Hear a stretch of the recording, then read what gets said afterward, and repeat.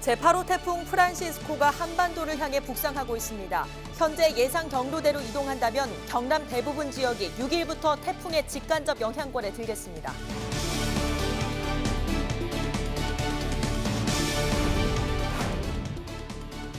전국에서 산업단지가 가장 많은 경남 지역에 공장 화재도 끊이지 않고 있습니다. 화재에 취약한 공장 밀집 지역을 심층 취재했습니다.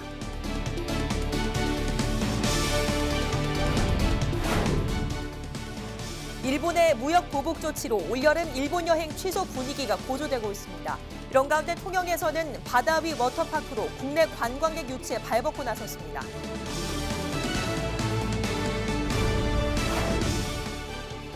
경남도의회가 일본 전범기업 제품의 공공 구매를 제한하는 조례 제정을 추진합니다.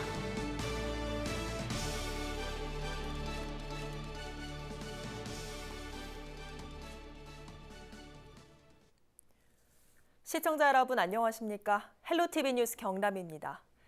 제8호 태풍 프란시스코 북상 소식에 한반도 전체가 초긴장 상태입니다.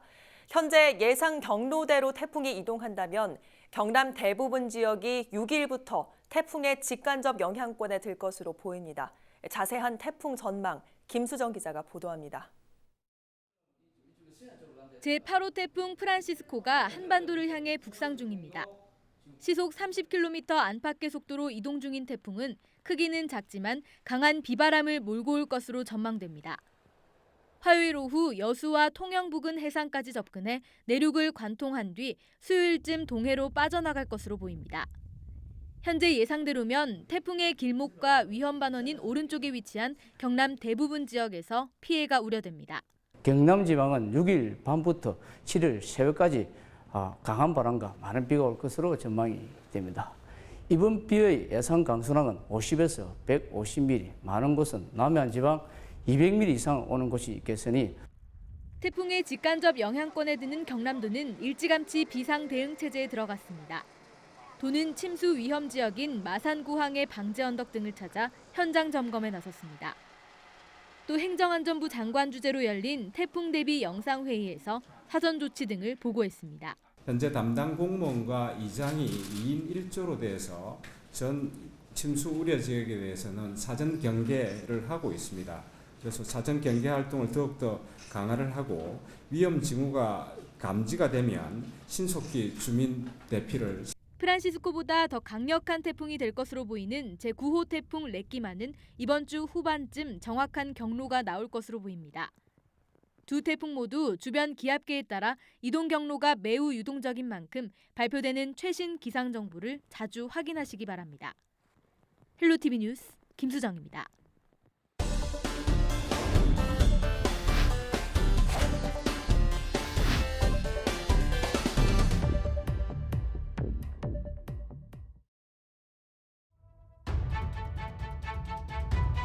이거 좀 그래 보통 일이 아니다. 이 다시 한번 더 불나쁘면은 지금 이 공장 일대 여기가 다 부른다. 현장에서 몸이 가렵다고 호소하는 사람이 많아요. 그래가지고 병원에 가서 진단을 받고 약을 먹고 하고 있는데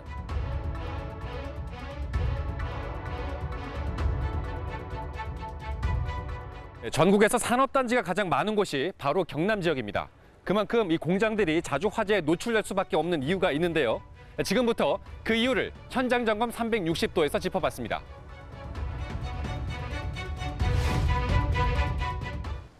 폭격을 맞은 듯 건물 뼈대만 앙상합니다. 현장에는 시커먼 잿더미들만 남았습니다.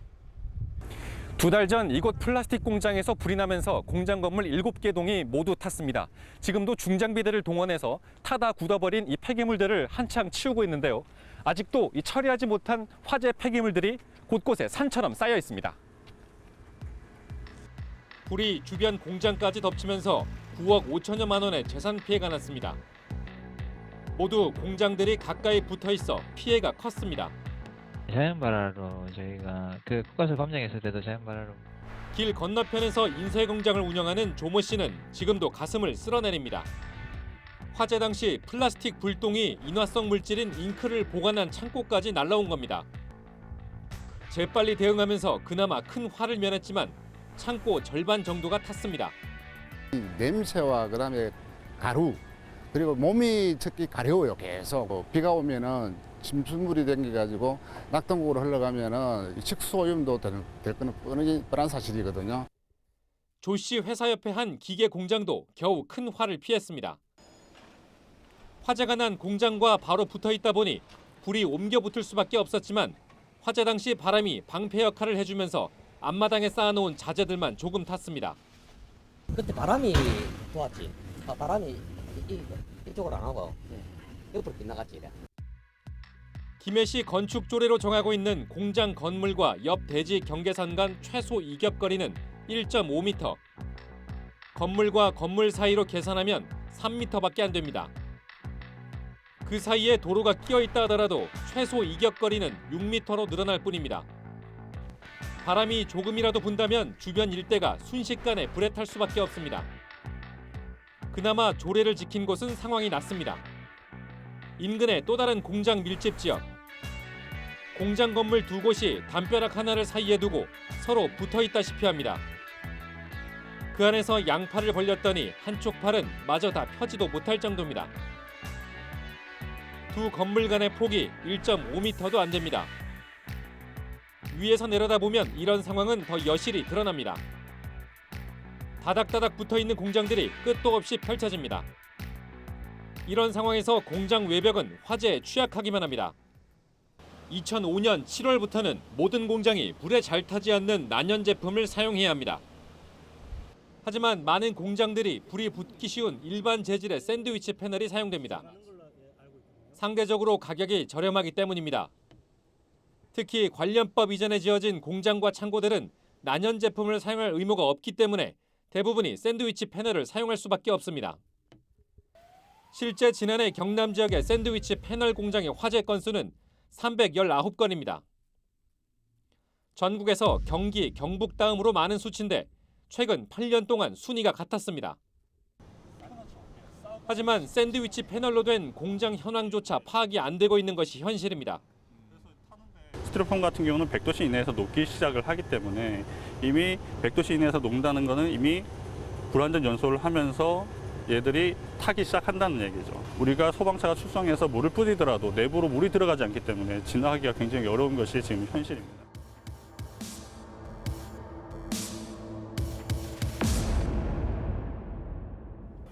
최근 3년 사이 2번이나 불이 났던 밀양의 한 마그네슘 재가공 공장입니다. 지난달 25일에 난 불이 일주일이 지났지만 곳곳에 꺼지지 않는 용암 덩어리를 만들어내고 있습니다. 멀리서 촬영한 열감지 카메라에 온도가 500도씨나 올라갔습니다. 주변으로 유독가스까지 퍼지고 있어 소방관이 접근하기도 쉽지 않습니다. 굴삭기 같은 중장비로 불을 끄려고 해도 기계 일부가 녹아 이마저도 쉽지 않습니다. 불이 붙은 가연성 금속에 물을 뿌리면 폭발할 위험도 있어 일반 소화 장비로는 손을 쓸 수도 없는 상황입니다. 네, 이런 기름통에 가득 쌓여 있는 것들이 알루미늄이나 이 마그네슘 같은 비철 금속들입니다. 이 금속이 불이 붙게 되면 쉽게 타들어갈 수밖에 없는데요. 보통 이 금속 화재에 대응할 수 있는 유일한 방법은 이 불이 난 곳에 마른 모래를 덮어서 이 불이 꺼질 때까지 기다릴 수밖에 없는 겁니다. 하지만 정작 불을 끄는 데 사용해야 할 모래들은 옆에 쌓여만 있습니다. 말 그대로 마른 모래가 아니라 금속에 닿으면 폭발 위험이 있는 젖은 모래이기 때문입니다. 소방서나 지자체가 별도로 화재 대비용 모래를 관리하지 않는 것이 이유입니다. 불이 날 때마다 일일이 골재 업체에 연락해서 그때그때 모래를 사오는데 젖은 모래일 경우가 허다합니다. 마른 모래를 보관하고 있는 것도 아니고 수배를 했거든요. 그래가지고 이제 일반 골재에서 파는 모래 아니습니까? 젖은 모래가 와가지고 정확한 그런 지침은 실제로 없거든요. 소방법에서 금속 관련 화재에 대한 분류 기준 자체가 없다 보니 진화 방법도 진화 장비를 위한 예산도 마련돼 있지 않습니다. 그렇다 보니 이에 대응할 특수 소화 장비도 없습니다. 결국 금속 공장에 불이 나면 전소될 때까지 기다리는 땜질식 처방이 되풀이되고 있습니다. 모래를 덮어놓으면은 이는 세 달, 네 달 가쁘다 이게. 계속 연기가 조금씩 올라오면서 계속. 모래 안 덮는 게 나은 안 넣게 나는 거죠. 소방당국은 경남의 금속을 다루는 업체들을 70여 곳으로 추정하고 있습니다. 당장 소방법 개정이 어렵더라도 금속 종류도 다양한 만큼 별도로 가연성 금속 업체에 대한 전수조사가 시급합니다. 2021년에 완공될 김해안 첨단 산업단지 부지. 경남의 개발 예정 산업단지 중 가장 큰 면적으로 이곳에 금속 가공 제조업 등 400여 개의 업체가 들어설 예정입니다. 경남이 내세우는 제조업 혁신이 공연불에 그치지 않으려면 지자체 차원의 금속 화재 안전 대책과 오래된 공장 밀집 지역을 중심으로 화재 안전거리 확보가 그 어느 때보다 절실합니다. 헬로티비 뉴스 송욱혜입니다. 한일 무역 분쟁으로 일본 여행을 대신해 국내로 여름 휴가지를 변경하는 분들이 많습니다. 이순신 장군의 얼이 살아 숨쉬고 있는 통영에서는 청정 바다 위에 워터파크를 만들어 관광객 유치에 발벗고 나섰습니다. 표영민 기자입니다. 5m 높이의 미끄럼틀을 타고 내려온 아이들이 시원한 물보라를 일으키며 입수합니다. 대형 트램펄린에서도 물속으로 거침없이 뛰어듭니다. 통영의 청정바다 위 설치된 워터파크에서 사람들은 물놀이로 여름 무더위를 날려버립니다. 바다에 워터파크 있는 게 처음 봤는데 되게 재밌어요. 이색적인 체험이라 가지고 가족끼리는 아마 최고의 휴가지라고 생각하고 있습니다. 통영시는 10일 열리는 한산대첩 축제를 찾는 관광객을 위해 이순신 워터랜드의 문을 열었습니다. 바다와 육지를 연결하는 국내 최초의 물놀이장입니다. 다양한 물놀이 시설뿐 아니라 이순신 장군의 승전지인 한산도를 둘러보는 파워보트와 크루저 요트 등 해양 레저 체험도 즐길 수 있습니다. 통영시와 지역 관광업계는 일본으로 향하던 관광객들을 이순신 장군의 승전지인 통영으로 유치하는 데 공을 들이고 있습니다. 한산대첩이 일어난 통영의 역사가 깃든 바다에 워터파크가 세워진 것인데요. 일본을 가지 않고도 멀지 않은 곳에 좋은 장소가 마련되었으니 통영으로 많이 놀러와 주십시오. 특히 이순신 워터랜드를 이용할 경우 통영 케이블카와 어드벤처 타워 등 주변 관광지 입장권 할인 혜택도 마련해 시너지 효과도 기대하고 있습니다. 올여름 한일 간의 갈등으로 확산되고 있는 일본 여행 취소 분위기는 지자체의 여름 관광을 알릴 수 있는 새로운 계기가 되고 있습니다. 헬로티비 뉴스 표영민입니다.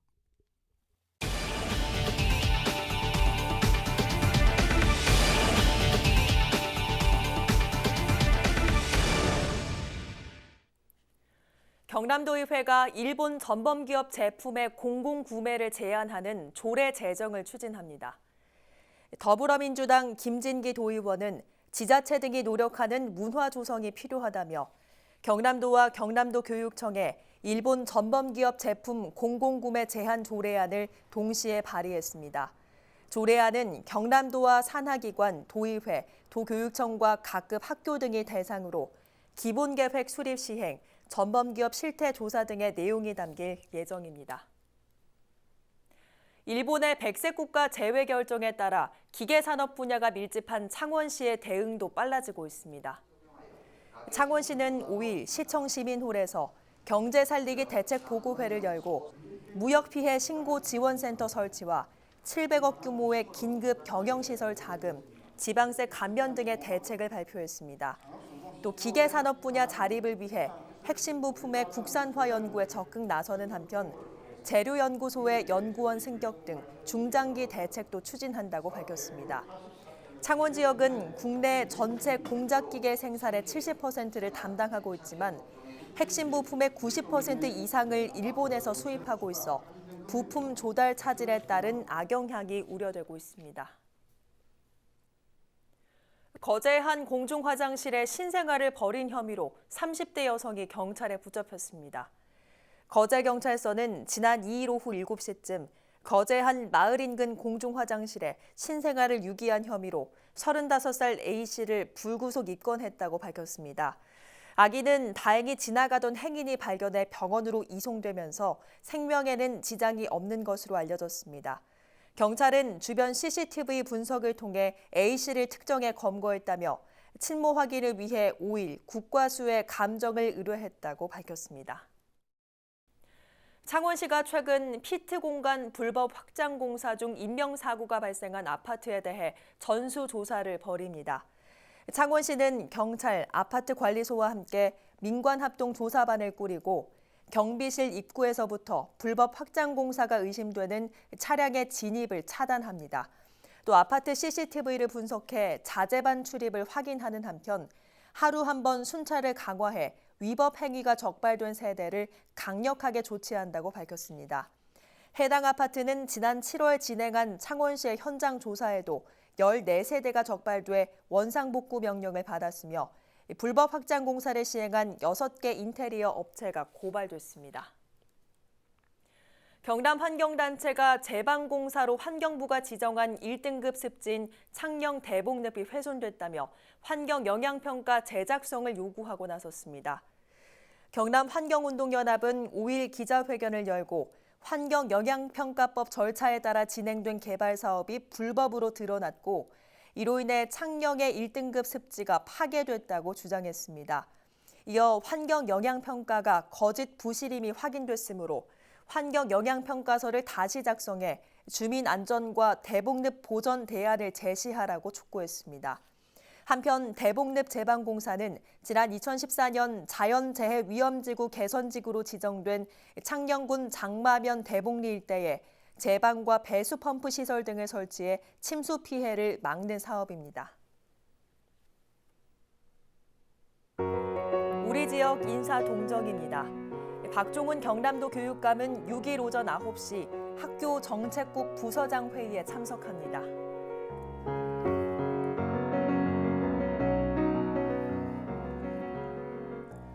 허성무 창원시장은 오전 10시 경남 코트라 신임 지원단장 회의를 갖습니다.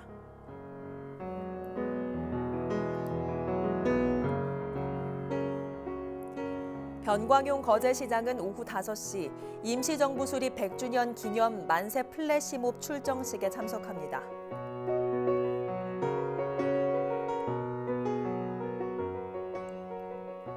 강석주 통영시장은 오전 10시 반 제조업 활성화 범시민 대책기구 회의에 참석합니다.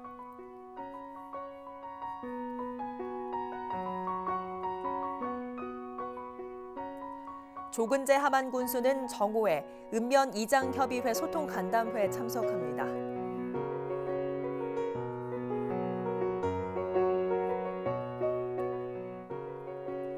이선도 일영 군수는 오전 9시 의병 문화체육관 건립사업 실시 설계 최종 보고회를 갖습니다.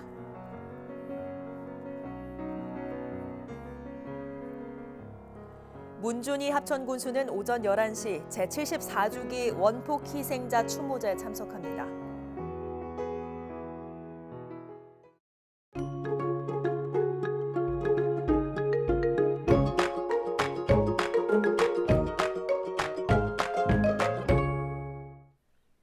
이어서 날씨입니다. 월요일 폭염이 최고조에 달했습니다.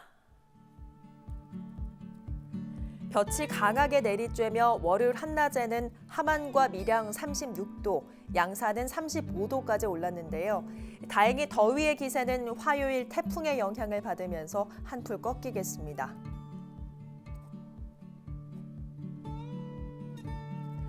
일본 남쪽 해상에서 북상하고 있는 제8호 태풍 프란시스코는 화요일 밤 사이 남해안에 상륙할 걸로 예상되는데요. 이 태풍의 영향으로 화요일 오후 남해안에서 비가 시작되겠습니다. 특히 남해안에는 200mm가 넘는 폭우가 예상되는 만큼 대비 철저히 해주시기 바랍니다.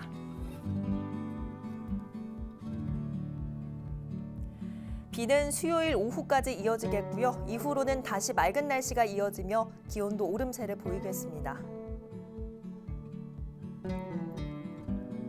남해 동부 먼바다에는 최고 7m의 매우 높은 물결이 일겠습니다. 항해나 조업하는 선박은 각별한 주의가 필요하겠습니다.